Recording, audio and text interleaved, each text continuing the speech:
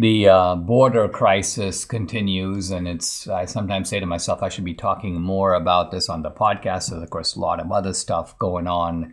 But you were telling me about a recent report that involves the Darien Gap. But start by talking about what the Darien Gap is. So there's a jungle called the Darien Jungle between, I believe it's Panama and Colombia, or maybe Venezuela. Yeah, Venezuela, Colombia. No, it is Panama and Colombia. That's right. Okay. So anyway, so Venezuelans and Colombians and other people go through this jungle in order to cross the Panama Canal, to come through Central America and up through Mexico and all that. And it is extremely dangerous. Not only is it dense forest, you've got all kinds of creatures, snakes, all kinds of things, but it's also dangerous in other ways. Heat, survival. But also bad people, cartels. Right? Yeah. And so my cousin sent me a video a few months ago showing me this woman that was yanked out of a bus going through the Darien Jungle, and apparently she was raped. And the people that she was with couldn't do anything about it because these cartels pretty much own the territory. Yeah. And so that is dangerous for that reason, but not counting the other reasons. So the U.S., Panama, and Colombia, they basically announced last week that they're going to launch a 60-day campaign aimed at halting illegal immigration through the treacherous Darien Gap, where the flow of migrants has multiplied this year. Apparently over 90,000 the first 3 months of the year have gone through this. Well, when you look to see what these guys are doing about it, it doesn't look to me like it's going to really do much, because they say that number one, they say we're going to look at some lawful pathways for eligible people from those countries to come here. And as you know, with your cousin and others, they have created a sort of a system in which you can apply for asylum, and you can apply for temporary asylum. I think it's a 2-year period. But that process, we can tell you, is very glacial. You apply, and basically you just sit around waiting for months and months. Nothing happens. Nobody contacts you. So that looks to me like it's... and a lot of them get frustrated. I told my cousin, do not get frustrated. Do not come illegally. I will not help you if you do that. Right. So... the other is, supposedly, these 3 countries have a, quote, anti-poverty and job creation strategy to create jobs in the Colombian and Panamanian border communities.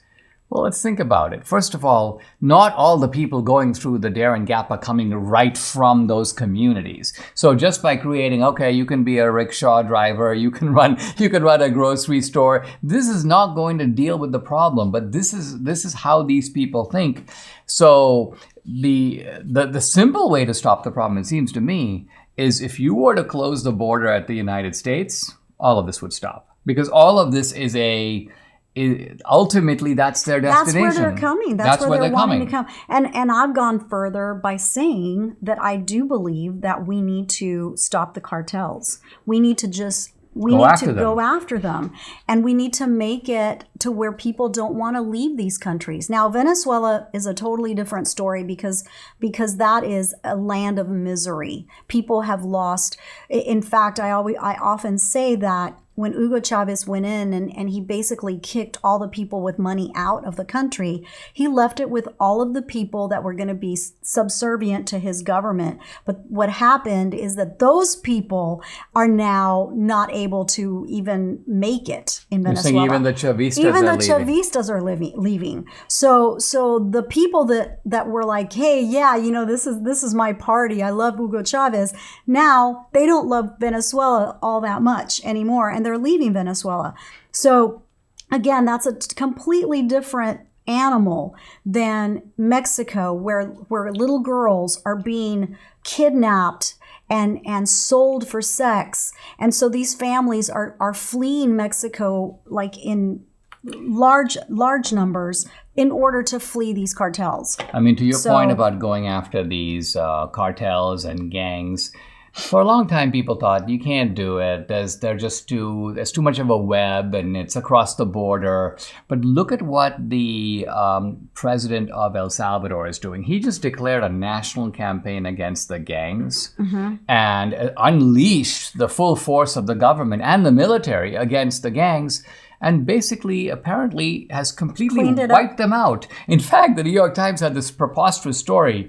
President of El Salvador has wiped out the gangs, quote, but at what cost? Oh. At what cost? At the cost of getting rid of the gangs and at the cost, apparently, of triggering the New York Times. Kind of funny, I made that comment, and Bukele, the president of El Salvador, retweeted me because he was like, yeah, Dinesh has it right and the dumb New York Times has it wrong.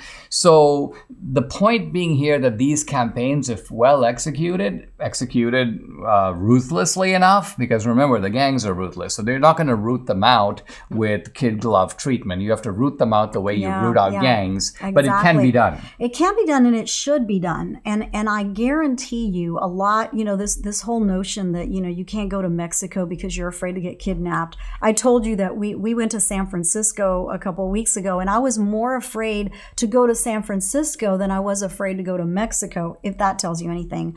But nevertheless, it is dangerous to go into Mexico, but only because of these cartels. And if we can do something about it, if we can help curb this end this type of violence in Mexico, I think we're going to see a real decline in illegal immigration in our country. I really do. But we're just not addressing it, and I'm not sure that we want to. Really, the government just doesn't want to.